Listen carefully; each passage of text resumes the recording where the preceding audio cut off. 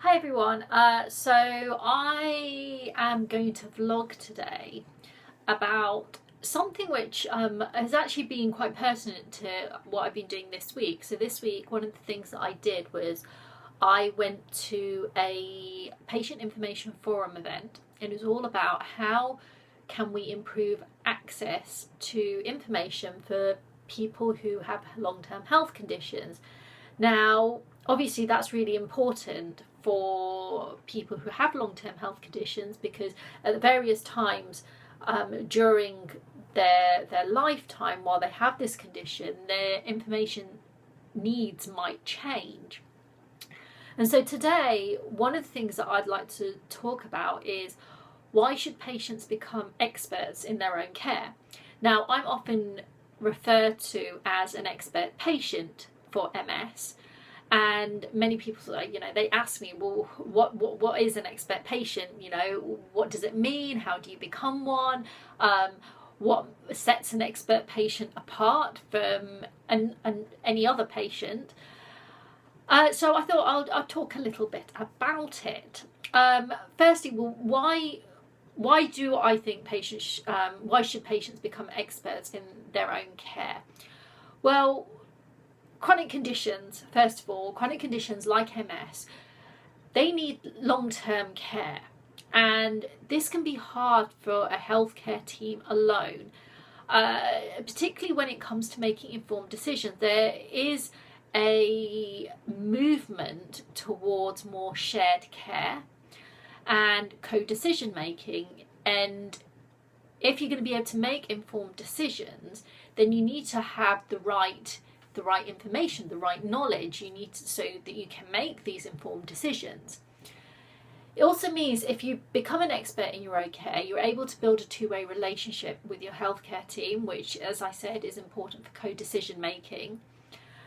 And it also means that you're more aware of what's coming through the pipeline. So expert patients often are the first to know when it comes to new research and new developments because they are there, they're finding out about things, and they're doing their own research to make sure that, for example, you can get Google alerts and things like that. And it also empowers the patient. It means that the patient can feel in control. I know that I definitely feel more in control the more that I know about my own condition. Now, I'm not saying that works for everyone. It has worked for me, and it does work for many people that I know, because I feel that I am more in control because I can make more informed decisions, and I know what's going on. I know what's going on in my own body, and I think that I personally believe that that's really important for me to know what's happening. Because one of the things that you can't control with MS is, when your next relapse is going to be, how long is it going to last, what's it going to affect. But by being informed and knowing about your condition, I feel it can better prepare you in some ways. So that's why I think that patients should become experts. Why it can be beneficial for patients to become experts in their own care. How can you do this? Well, there's lots of different ways. So, for example, some of the things that I do, I go to research days. These are often sponsored by pharmaceutical companies, and they can be run by neurology teams. I'm now talking specifically about MS, run by neurology teams and by hospitals. So some hospitals and neurology teams also run information events, as do a lot of the charities. So the MS Society runs information days, which are open to everyone. I read a lot. Literature can be very important, but what is even more important is learning how to filter certain stuff out, because that old adage, don't believe everything you read, is very, very important. Because if you believed everything that you read, then you can go one of either two ways. You can either think, go on Google and look up I don't know, headache, and then within 5 minutes you think, well, I'm dying. Or you can go completely the other way and you believe everything you read, and there's a miracle cure out there, and you're going to be absolutely fine, and you're going to take this, and it's all going to be hunky-dory. You do need, I've learned how to filter. I know which are the reliable sources. I know where I can go to for reliable information. I do read a lot of scientific based information, so research papers, things that appear in journals. And also you have to sometimes look, so when you're reading about a study, have a look how many people were involved in that study, because that can also make a difference. If it's a study and it's only a small number, well, is that really going to be groundbreaking? Is that going to make a huge difference to the area that they're looking at? So all of these things are really important. There's also patient involvement activities. Now, if you want to get involved in things like this, so it's very much about patient engagement, you can find out from your hospital, or from your local healthcare services if they're running any kind of projects where patients can get involved. And this can be in any way. This can be, in terms of helping to improve services. So it's about, again, it's learning about your own condition in relation to the services that you're accessing. You can also get involved in research studies. MS Society has a section on their website all about research studies, and I'm pretty certain that many of the other patient organisations for other different conditions will probably provide similar information. There's also a website which I'll put in the description because I can't remember the address offhand, but it lists all the clinical trials in the UK, so this is across the board.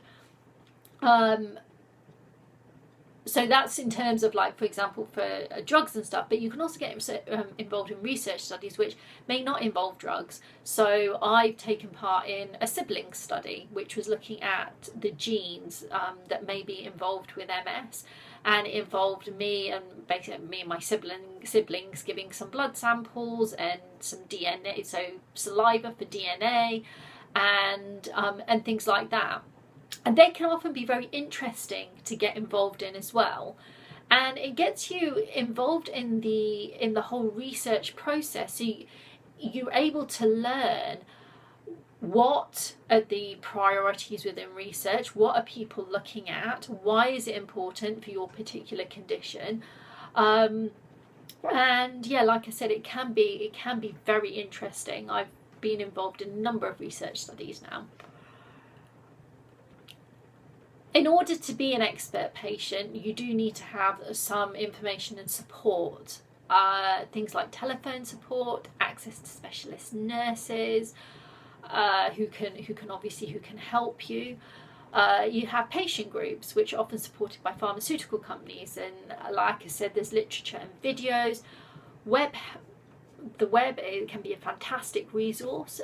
There's online patient forums, members only sections of drugs websites. So if you're on a particular drug, then often there can be an area where you can go to be able to talk to other people who are on that drug and become an expert in how well tolerated that drug is. You can learn about what other people's potential side effects might be.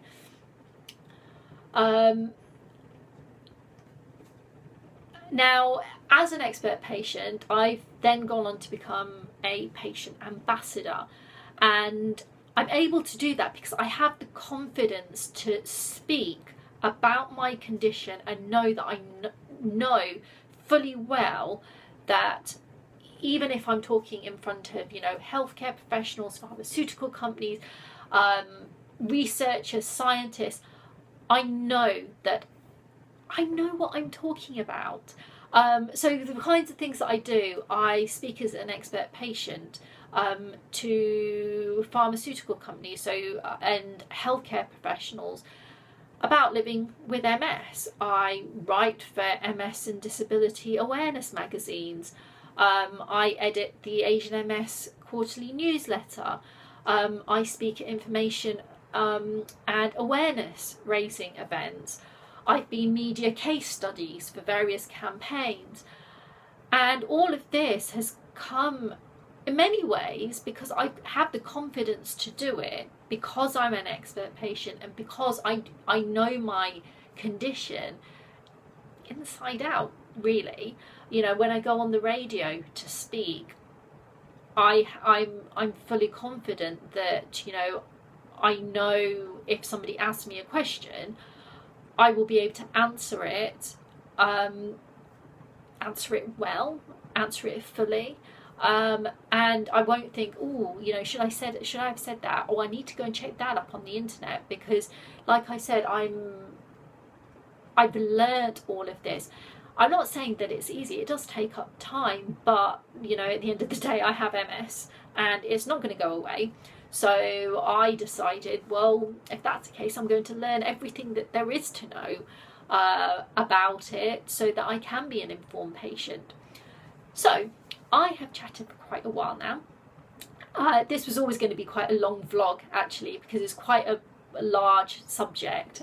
It's one of the things that I give presentations about, and I'm condensing it all into, well, it's now 11.5 minutes of a vlog.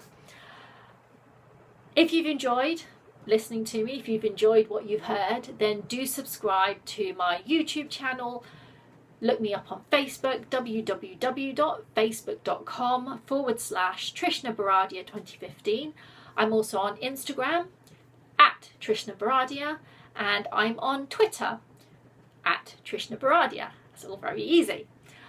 So look me up on social media, hit like, share, comment. I welcome your comments as always, and yeah, I hope you have enjoyed it. Bye.